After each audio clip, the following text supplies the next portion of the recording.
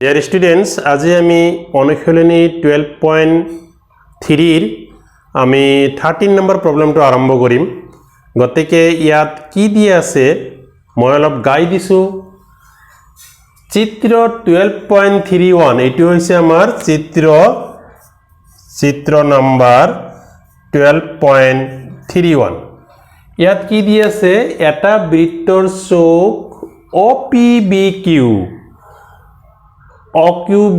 OQBQত OABC এটা বৰ্গক্ষেত্ৰ অঙ্কন কৰা হল। যদি OA = 20 সেন্টিমিটাৰ তেন্তে আচ্ছাদিত অঞ্চলৰ কালি নির্ণয় করা ব্যবহার করা পাই = 3.14 এইটো আমার দিয়া আছে। এতিয়া আমি এটো সলভ কৰিব লাগে। আকৌ এবাৰ চাই লৈছো, এটা বৃত্তৰ চুক, এইটো এটা বৃত্তৰ চুক আসলতে কি এইটো যে আমাৰ এটা বৃত্ত আকো ইয়াৰ চাৰিটা চুক থাকে, এনেকৈ যদি মাজেদি ভাগ কৰি দিও চাৰিটা চুক থাকে আৰু প্ৰত্যেকটো 90 ডিগ্ৰী এংগেল থাকে, কোণটো 90 ডিগ্ৰী থাকে। এই এটা চুক লৈছে, চাৰিটাৰ এটা চুক লৈছে, এইটো পাৰ্ট লৈছে, এইখিনি জায়গা লৈছে। গতিকে এটা চুক লৈছে, এটা চুক কি লৈছে OPBQ এই গোটেইখিনি লৈছে। ইয়াত কি করছে, এই চুকটোত এটা বর্গক্ষেত্র আঁকিছে। কেনেকা বর্গক্ষেত্র OABC এটা বর্গক্ষেত্র অঙ্কন করিছে। এতিয়া আমার OA ইয়ার পৰা এখানে মেজারমেন্ট দিয়া আছে, OA দিয়া আছে 20 সেন্টিমিটার।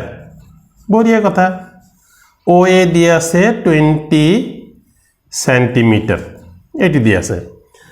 তেতিয়া আমার কি করব লাগে, এই যে আচ্ছাদিত অঞ্চল শেডেড পোর্শন এইখিনি ঠাইৰ আমি কালি উলিয়াব লাগে। অতি ধুনীয়া কথা, আমি অকণমানো টেনশ্যন লোৱা নাই, আৰু টেনশ্যন ল'ব এনেই নাজানো। গতিকে আমি কোনো টেনশ্যন লোৱা নাই, আমি অতি ধুনীয়াকৈ এনচাৰটো বাহিৰ কৰিম। প্ৰথমতে এই আমাৰ চুকটোৰ ইয়াৰ ব্যাসাৰ্ধ আমি নাজানো। এইটো এটা বৃত্ত কলা হৈ যায়। বৃত্ত কলা হলে আমাৰ কি কি লাগে, ব্যাসাৰ্ধ লাগে আৰু থিটা লাগে। থিটা বাৰু 90 ডিগ্ৰী পাই গলো, ব্যাসাৰ্ধটো নাজানো। ইয়াৰ পৰা এইটো ব্যাসাৰ্ধ, ইয়াৰ পৰা ইয়াত যদি লাইন টানি লওঁ এইটো ব্যাসাৰ্ধ হ'ব। গতিকে আমি প্ৰথমতে ব্যাসাৰ্ধটো বাহিৰ কৰি লওঁ। এই বৰ্গটো অলপ বেলেগকৈ বনাই তাৰ পৰা আমি ব্যাসাৰ্ধ বাহিৰ কৰি ল'ম। এটা বৰ্গক্ষেত্ৰ ইয়াৰ পৰা আমি বনাই ললোঁ। গতে বৰ্গক্ষেত্ৰটো আমাৰ হব এনেকুৱা ধৰণৰ, আৰু এইটো OABC এইটো এটা বৰ্গক্ষেত্ৰ। এই বৰ্গক্ষেত্ৰটোৰ এটা বাহুৰ কিমান দিছে, 20 সেন্টিমিটাৰ দিছে। আমি এইটোৰ পৰা যদি এইটো এটা লাইন টানি দিওঁ এইটো হ'ব আমাৰ কৰ্ণ। এই আমাৰ এইটো কৰ্ণ হৈ যাব। বাস, প্রথমতে এই কর্ণটো বাড়ে, কর্ণটোই আমার ইয়ার ব্যাসার্ধ হয়ে যাব। কর্ণটো কেনেকে হব, সলিউশন ইয়াত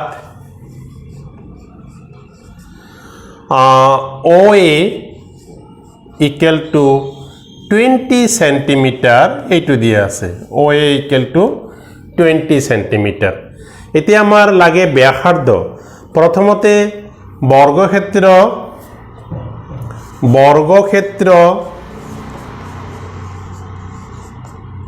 OABC পৰা পাওঁ।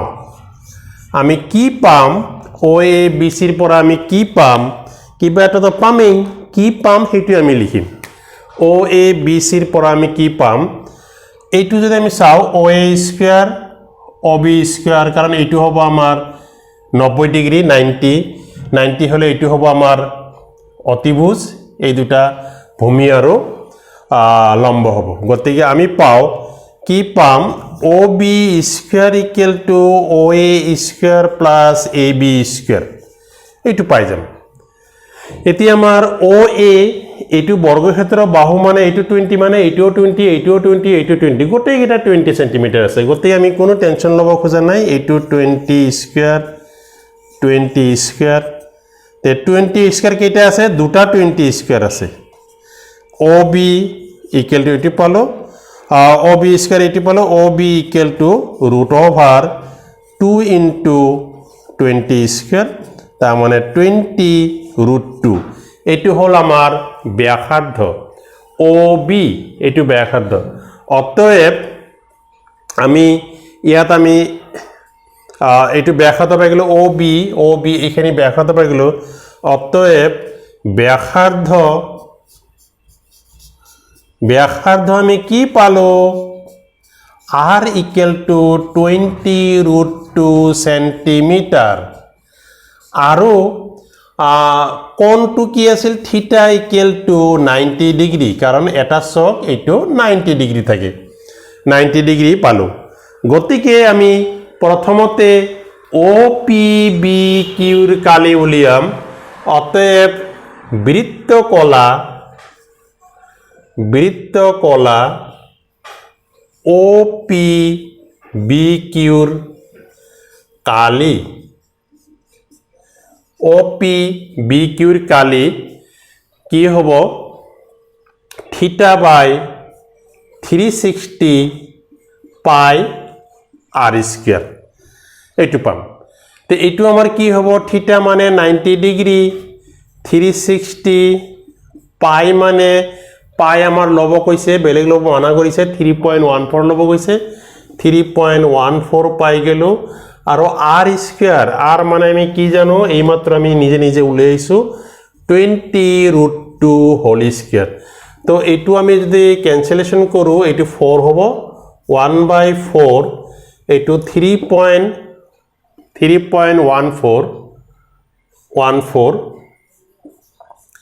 into 400 into 2, 20 মানে 2 মানে 4, 400 into 2, এইটো আমি পাই গলো।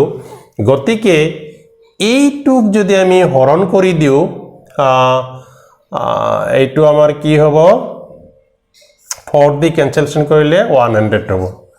গতিকে 3.14 into 100 into 2, এইটো যদি আমি পূরণ কৰি দিও, এইটো হ'ব 314 into 2, 826 পাই গলো, এইটো সেন্টিমিটার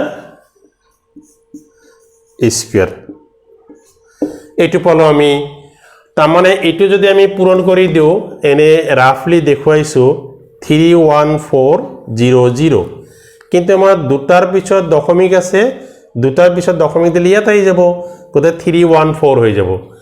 আর এই 2 দি যদি পূরণ কৰি দিও, 8, 2 আৰু 6 হয়ে যাব। গতিকে আমি কি পালো, 628 সেন্টিমিটাৰ স্কোয়াৰ পালো। এতিয়া আমি প্ৰথমতে আমি এই বৰ্গক্ষেত্ৰটোৰ কালি বাহিৰ কৰো। বর্গক্ষেত্র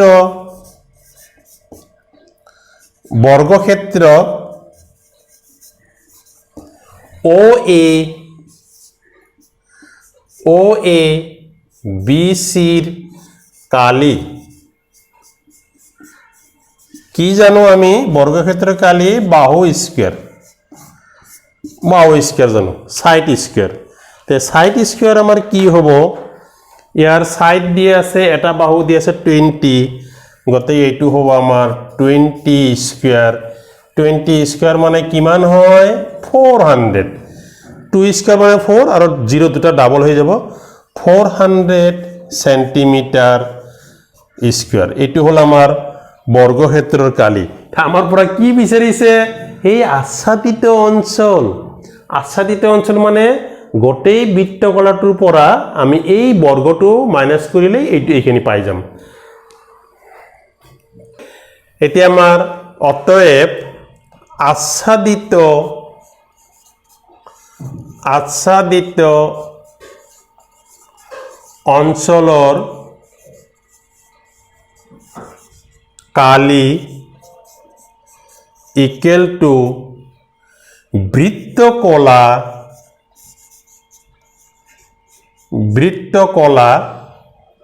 ও পি বি কিউৰ কালি মাইনাস ও এ বৰ্গক্ষেত্ৰ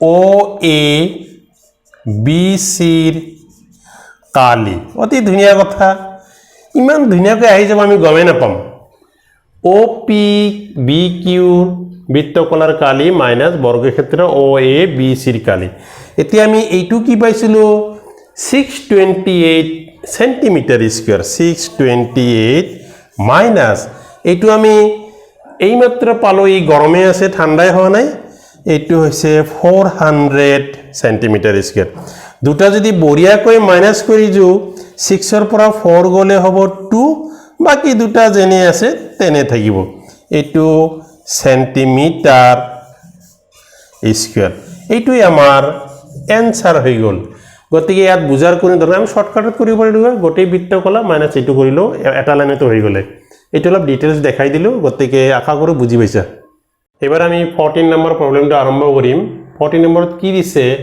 কেন্দ্ৰ ও আৰু ব্যাসাৰ্ধ 21 সেন্টিমিটাৰ আৰু 7 সেন্টিমিটাৰ ঐক্যকেন্দ্ৰিক বৃত্ত দুটাৰ ক্ৰমে এ বি আৰু সি ডি দুটা চাপ চিত্ৰত 12.32 চোৱা যদি এঙ্গেল এ ও বি ইকুয়াল 30 ডিগ্ৰি তেন্তে আচ্ছাদিত অঞ্চলটোৰ কালি নিৰ্ণয় কৰা এতিয়া আমি প্ৰথমতে আমি চিত্ৰটো আঁকি ললো কি দিছে ও কেন্দ্ৰ ভাল কথা এইটো ও আৰু ব্যাসাৰ্ধ 21 সেন্টিমিটাৰ ইয়াৰ পৰা এইখিনি 20 সেন্টিমিটাৰ আৰু 7 সেন্টিমিটাৰ ইয়াৰ পৰা এইখিনি 7 সেন্টিমিটাৰ ঐক্যকেন্দ্ৰিক বৃত্ত দুটাৰ ঐক্যকেন্দ্ৰিক মানে কেন্দ্ৰ এটাই ব্যাসাৰ্ধ বেলেগ বেলেগ ঐক্যকেন্দ্রিক বৃত্ত দুটার ক্রমে A B are C D দুটা চাপ এই যে এ বি এটা আর সি ডি দুটা চাপ তেন যদি এঙ্গেল এ ও বি 30 ডিগ্রি হয় তেন্তে আচ্ছাদিত অঞ্চলৰ কালি নিৰ্ণয় কৰা এই আচ্ছাদিত অঞ্চলৰ কালি নিৰ্ণয় কৰিব লাগে গতিকে আমি প্ৰবলেমটো চাই প্ৰথমে চিন্তা কৰিম এইটো এটা দুটা চাপ দিয়া আছে এইটো এটা বৃত্তকলা হৈ গল এইখানি এটা বৃত্তকলা আৰু এই পোৱালিটো এটা বৃত্তকলা এই ডাঙৰ বৃত্তকলাৰ পৰা সৰুটো মাইনাস কৰি দিলে এইখানি ওলাই যাব এইটোই আমাৰ কাম কোনো টেনশন লব নালাগে গতিকে আমি ব্যাসাৰ্ধ দুটা লিখি লও ইয়াত ব্যাসাৰ্ধ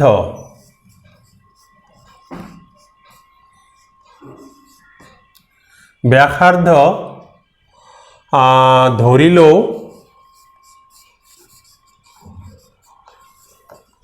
R1 equal to 21 centimeter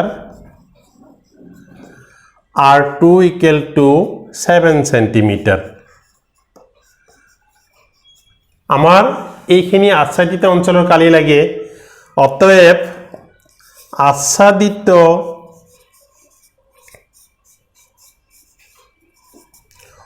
অঞ্চলটোৰ কালি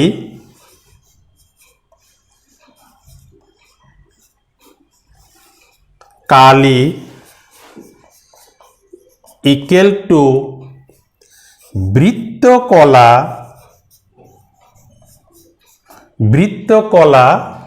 ও এ বি বির কালি মাইনাস বৃত্তকলা